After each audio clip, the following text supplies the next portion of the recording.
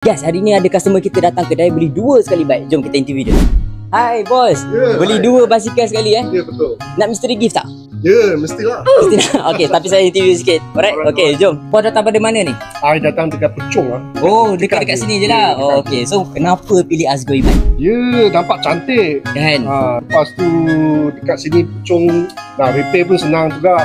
Sini semua ada tempat repair. Claim warranty pun semua sini kan? Senang.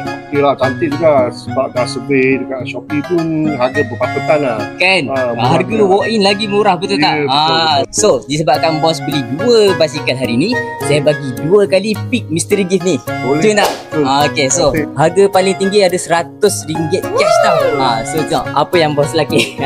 Alright, so 1, 2, 3, pilihan yang pertama. Okey. Pilih. Oh, nak pilih satu dulu. Spot bottle. Okey, bos ni dapat spot bottle guys. So, pilihan yang kedua, jom kita tengok. Tadi dapat spot bottle, ni dapat apa? Okay. Pilih dulu. Okey. Alright. RM1,000.